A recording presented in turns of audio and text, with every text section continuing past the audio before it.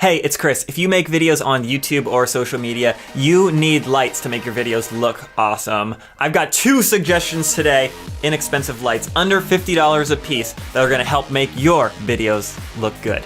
The first light is the Neewer CN 126. As you can see, it is very bright. We'll bring that down. This light comes, it's pretty big actually. It's a little bit bigger than I was expecting and does not come with a battery. You have to buy the battery separate, but about total with the light and the Neewer inexpensive 2-pack of batteries, it came around $50 on Amazon. The links will be below. This light goes from off and there's a little dial on the side that you can dial it up from 0 and you can slowly bring that up to 100% right there. So you can see at 100% we got a lot of light. And if you dial that down, something normal, like right where it's just kind of in front of me, somewhere around like 30% is a lot of light coming out of there. It's kind of blinding. And we'll give a test of these just as themselves as well here in a second. But the Neewer CN 126 is pretty sweet. It's pretty light. You could mount this on top of your camera if you were needing to run around to shoot like an event or something, or if you're vlogging, you can totally have at night, just like at like 15% or something there. You're giving yourself some good light that'll look good. I think this is pretty cool light. We'll give a test of that here in a second at the end. But the second light is this little guy, the Aputure M9. So to give a size comparison side by side, this is the size difference.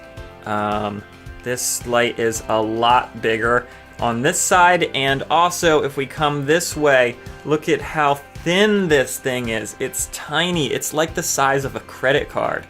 Like a little bit bigger than a credit card, obviously a little bit thicker, but if you need to be portable and mobile, this thing is crazy. One of the things that I think I like about this is it has a built-in battery. So there's no external batteries. You can just plug it in and charge it. What's cool about that is if you have like a little power brick, a USB power brick, you can just plug that in and run it right off of that. And we'll check this out. We'll go, we're going on right there. That's 100%. And this also has this little white cover on it that acts a little bit as diffusion, and you can slide in different little filters and stuff. And this has a button. It's not a dial, but there's buttons on the side, and they go down by 10%. So there's 100% blasting at you. So it'll be 90, 80, 70, 60, 50, 40, 30, 20, 10, and it just goes to 10. So back here on my face, we're at 10%.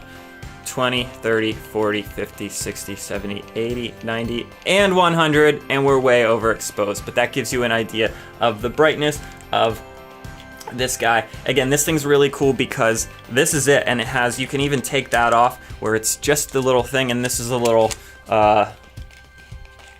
clip that slides in there, clips on, so you could mount cold shoe onto your camera and be good to go. This one comes in, I think, right at about $50 on Amazon. You can check out the links below.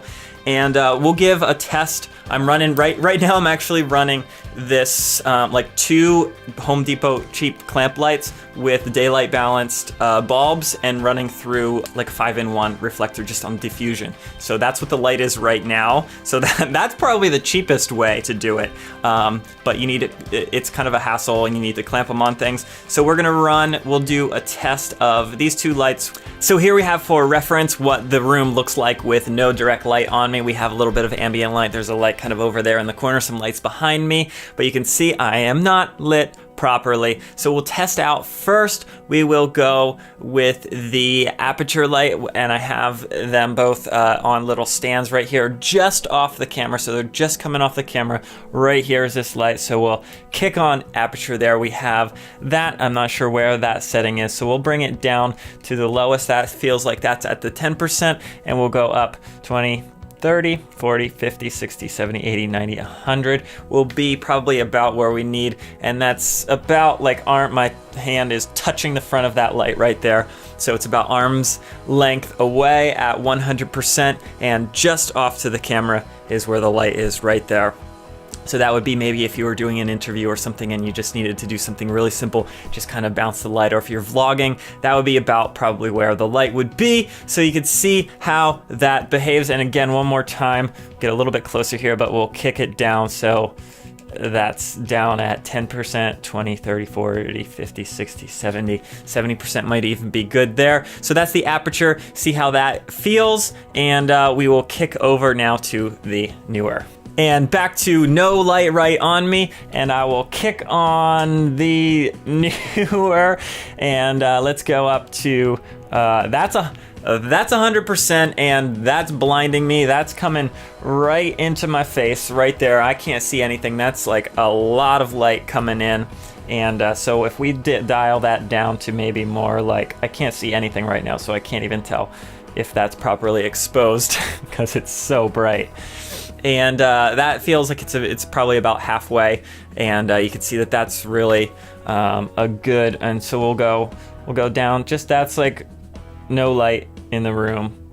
This I don't know. This is just like a wheel, so you don't know exactly like 10%, 20%, 30%. You kind of have to just guess, so you can't really dial it in exactly. But nothing. All of it right there. That's going to be probably way too much unless you're bouncing it off something, which is nice if you have that extra wiggle room to have a little bit extra power. You can send it through diffusion, or you can bounce it off of a white board or something like that and really help make it look as good as it needs to. Now maybe this feels a little bit better. We have the Neewer come in here kind of mostly as the main key light, and then the Aputure as a little bit filling in on the side. So if we turn the Aputure off, see we have that it's filling in some of those shadows on that side kind of nicely. And so if you have about $100, I would maybe suggest do what like I did, grab one of each, and then you'll be able to test out. You'll see which one you like better, and probably what you'll end up doing is using both to really give yourself a nice variable amount of light and be able to get what you actually need for the setting. So when it comes down to it though, my advice is stop worrying about what kind of light you're gonna buy. If you have a clamp light from Home Depot, they're like $9.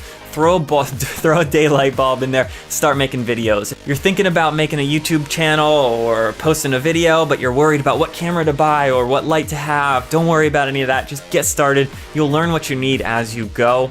That's always my advice. Jump in, make things happen, just go. But I'm here to help. Let me know, leave a comment, what's holding you back from starting that project that you want to work on. Are you worried about what camera you need to buy, or what light you need to buy, or what microphone you need to buy to start your podcast? Leave a comment below. Let me know what you're working on. I'm here to help. I'll talk to you soon. Thanks, and goodbye.